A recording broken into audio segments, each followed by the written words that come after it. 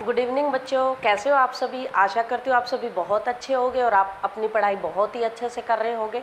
आज 12th class का CBSE board का रिज़ल्ट भी डिक्लेयर हो चुका है, तो जिसने 12th क्लास के एग्ज़ाम दिए थे वो जा कर के चेक कर सकता है और किसके कितने मार्क्स आए वो मुझे कमेंट बॉक्स में बता भी सकते हैं। और आज हम पढ़ेंगे बेटा नंबर सिस्टम। जो हमारा नंबर सिस्टम है वो हर एक क्लास में नंबर्स की नॉलेज होना चाहिए, क्योंकि हम जब मैथ पढ़ते हैं जब स्टार्टिंग से ही नंबर आ जाते हैं। जब हमारी यूँ लगा लो जब बच्चे को स्कूल में भेजना शुरू करते हैं तब से 1 2 3 सिखाना स्टार्ट कर देते हैं। तो मैथ का जो बेस है वो नंबर से शुरू होता है। तो जो हमारा नंबर सिस्टम है वो हर एक क्लास में लगभग आ रहा है, जैसे रैशनल नंबर, रियल नंबर, वो सभी आप लोगों को पता होना चाहिए कैसे कौन से इंटीजर होते हैं, कौन से क्या होते हैं। तो सबसे पहले हम बेटा पढ़ते हैं natural number. Natural number, natural number, natural numbers को हिंदी में कहते हैं बेटा प्राकृत संख्याएं। प्राकृत या प्राकृतिक भी बोल देते हैं कई बार, प्राकृत संख्याएं। जो हमारी प्राकृतिक संख्याएं होती हैं वो क्या होती हैं? जो हमारे अब प्राकृत संख्याएं होती 1 से स्टार्ट, 1 2 3 4 5 ऐसे करके। अब देखो, अब ये 1 से ही क्यों शुरू होती है, इसके अंदर 0 क्यों नहीं आता?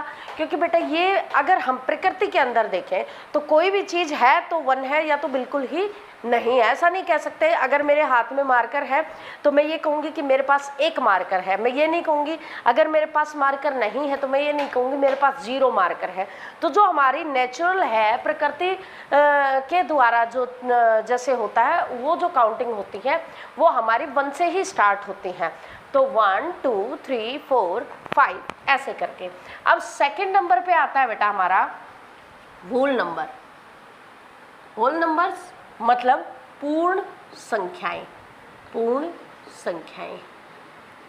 अब पूर्ण संख्याएं का क्या मतलब है? पूर्ण, बिल्कुल सारी, बिल्कुल मतलब यूँ लगा लो जैसे 9 तक, यहाँ पे मान लो 9 तक आ गई, उसके बाद 10 बनने के लिए 0 की ज़रूरत पड़ी तो 0 की एंट्री वूल में स्टार्ट हुई थी। तो यहाँ पे क्या 0 1 2 3 4 ऐसे करके। तो जो वूल नंबर है वो हमारा कहाँ से शुरू हुआ बेटा? 0 से। उसके बाद हमारे पास आती है थर्ड नंबर पे हमारे इवन नंबर। इवन नंबर्स, जो इवन नंबर है उसको हिंदी में कहते हैं बेटा सम संख्याएं। सम संख्याएं, जो हमारी सम संख्याएं हैं वो मतलब इवन नंबर कौन से होते हैं बेटा? इवन नंबर वो होते हैं जो 2 से डिवाइड हो जाए, जो 2 की टेबल में आए। ऐसा भी सुना गया है जो 2 की टेबल में आए, जो 2 से डिवाइड हो जाए, तो वो क्या होते हैं बेटा? Even number. तो 2 4 6 8 10 ऐसे ऐसे करके चलता रहेगा। इसके बाद आता है बेटा 4 नंबर पे आता है हमारा odd number. Odd numbers. Odd numbers कौन से होते हैं? यानी विषम संख्याएं।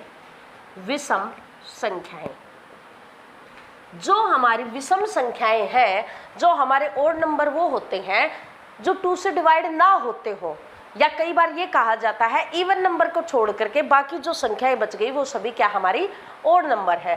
तो इवन नंबर कौन से थे? 2 4 6 8 ऐसे। तो ओड नंबर कौन से हो जाएंगे?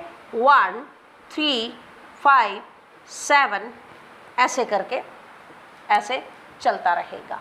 अब इसके बाद जो हमारे पास, इसको अपनी कॉपी में नोट डाउन कर लेना बेटा। जब भी आप मैथ पढ़ो तो आप अपनी कॉपी लेकर के बैठा करो और कॉपी के अंदर नोट डाउन किया करो बेटा साथ के साथ। तो नेचुरल नंबर हमारा मैंने बताया कि प्रकृति से जो लिया जो संख्याएं हैं वो वैसे जैसे 1 2 3 4 5 6।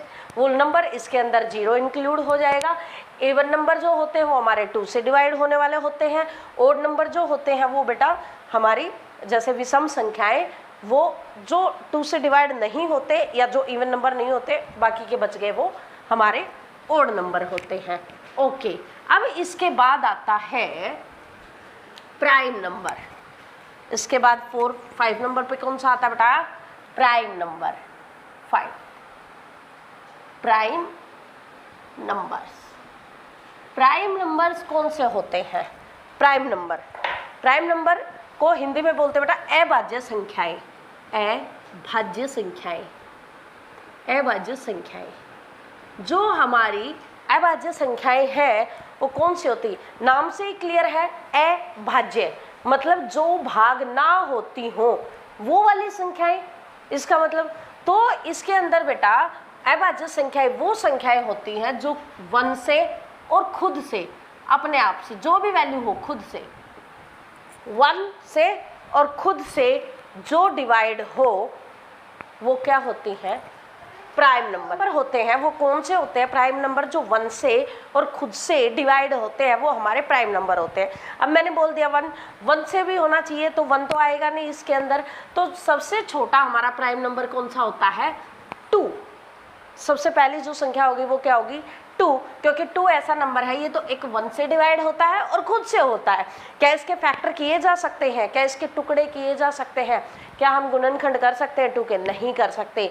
तो 2 हमारा क्या हो गया, प्राइम नंबर। एंड उसके बाद 2 के बाद 3, 3 के बाद 5, अब आते हैं 6 के बारे। मान लो 6 है, तो 6 बेटा किसी की टेबल में आता है, बिल्कुल आता है। किसकी टेबल में आता है, 2 की में भी आता है, 3 में भी आता है, ठीक है, और 6 में खुद में भी आता है। तो इसका मतलब ये आ गए ना, तो इसका मतलब ये प्राइम नंबर नहीं है, ठीक है। तो ये क्या नहीं है, प्राइम नंबर नहीं है 6। तो 5 के बाद कौन सा प्राइम नंबर, 7, देन 8, 9, सभी के फैक्टर हो सकते हैं, 10, 11, अब 11 ऐसा आएगा। ऐसे करके बेटा हमने ये सभी चेक करने हैं। ओके, प्राइम नंबर के बाद हमारे पास आता है बेटा कंपोजिट नंबर, कंपोजिट नंबर्स। अब जो हमारे कंपोजिट नंबर्स हैं उसको हिंदी में बोलते हैं बेटा भाज्य संख्याएं, भाज्य संख्याएं। अब भाज्य संख्याएं का मतलब क्या हुआ, भाज्य मतलब जो भाग हो जाए, जिसके टुकड़े किए जा सके, जिसके हम फैक्टर कर सकते हैं। सो क्या कहलाएंगी वो, भाज्य संख्याएं, यानी कंपोजिट नंबर। अब हम कंपोजिट नंबर देखने लगे बेटा, 2, 1, 2 क्या इनके टुकड़े हो सकते हैं, नहीं।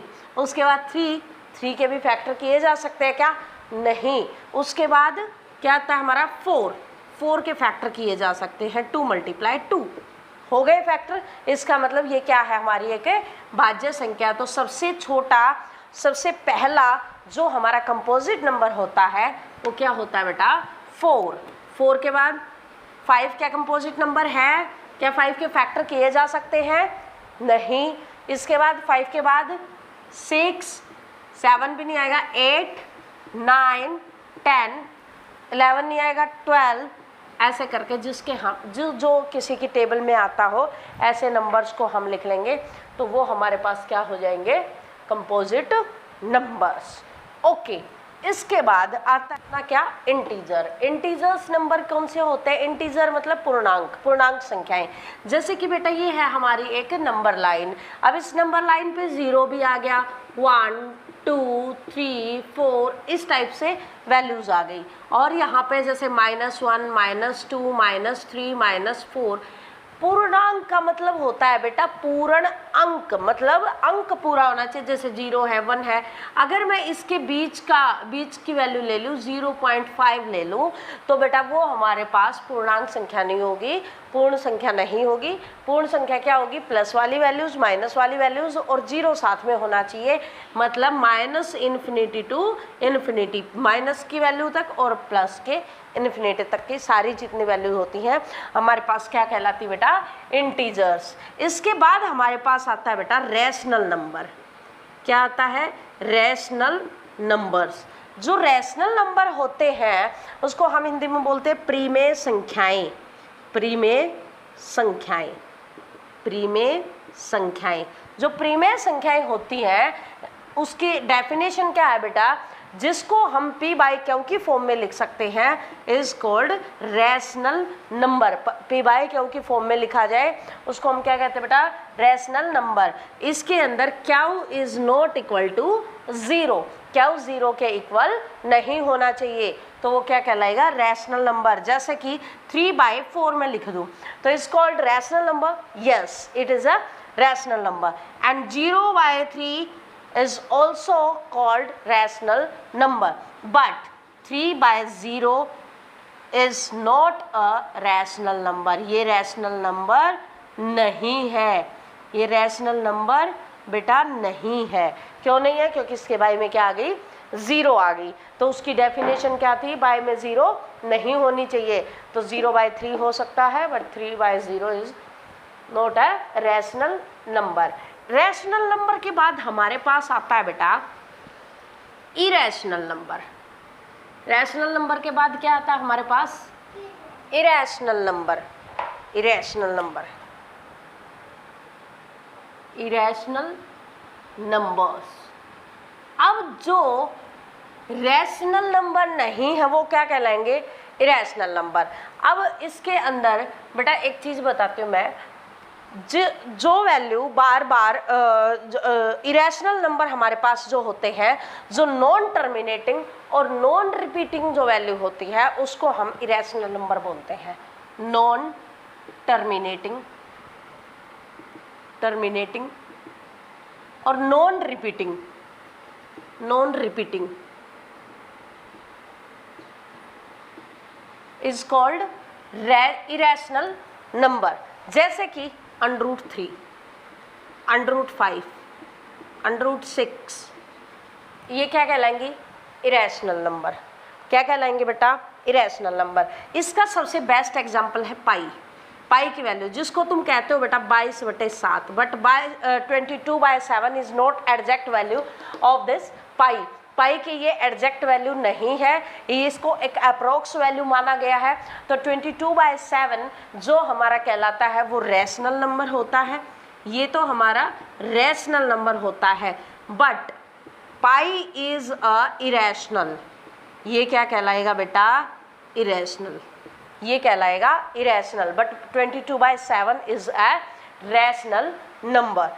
सो अब तुम समझ गए होगे। मैं एक बार नॉन टर्मिनेटिंग का बताती हूँ। जो टर्मिनेट ना हो, मतलब जो ख़त्म ना हो, रिपीट भी ना हो, बार बार रिपीटेशन भी नहीं हो और बिल्कुल ख़त्म भी ना हो, ऐसे जो नंबर होते हैं वो इरेशनल नंबर होते हैं। अंडरूट वाले, अगर मैं बोल दूँ √4 है मान लो, अब √4 को हम क्या लिख सकते हैं? √4 क्या कहलाएगा बेटा? 2 कहलाएगा, क्योंकि ये 2 का अंडर है। ठीक है, तो ये क्या हो गया? एक रैशनल नंबर हो गया। ये क्या हो गया? एक रैशनल नंबर हो गया। तो ये डेफिनेशन थी हमारी इरेशनल नंबर की। अब हमारा जो लास्ट बचता है वो क्या बचता है? Real number. लास्ट में 10 वाले पे रियल नंबर, रियल नंबर्स यानी वास्तविक, वास्तविक संख्याएं। वास्तविक संख्याएं क्या है? ये वास्तविक संख्याएं, रियल नंबर। अब बेटा रियल नंबर की एक छोटी सी डेफिनेशन है। रैशनल नंबर जितने भी हमारे पास है plus irrational number, irrational number is called real number. तो क्या आएंगे बेटा? Real number. All over conclusion निकल कर आता है, इसके अंदर ऑल ओवर कंक्लूजन ये निकल कर आता है कि जितने भी नंबर्स हैं हमारे पास, all numbers are called real numbers. All numbers are called real numbers. सभी को हम क्या कह सकते हैं कि ये रियल नंबर है। मतलब कहने का ये है बेटा, जितने भी नंबर्स हैं हमारे पास rational plus irrational number is called real number. तो ये तो हमने पढ़ा बेटा नंबर्स के बारे में नॉलेज। ये 10th में भी काम आएगा, आपके 9th में भी काम आएगा। 10th का जो फर्स्ट चैप्टर है वो रियल नंबर्स है। तो इसके ऊपर जब आपको ये पता होगा कि रियल नंबर क्या होते हैं और कैसे इनको हम कर पाते हैं, तो उस पर बेस्ड है। आप सबसे पहले ये देखना, फिर अगली जो हमारी क्लास होएगी वो 10th क्लास के चैप्टर 1 की क्लास होएगी, और उसमें हम सीखेंगे कि रियल नंबर्स को कैसे कैसे यूज़ करेंगे और कैसे निकालेंगे। तो ठीक है बेटा, थैंक यू। और चैनल को लाइक करना, शेयर करना, सब्सक्राइब करना। ऐसी ही स्टडी से रिलेटेड इसके ऊपर वीडियो आती रहेंगी और आपका ढेर सारा प्यार मेरे साथ है। सो थैंक यू बच्चों, थैंक यू।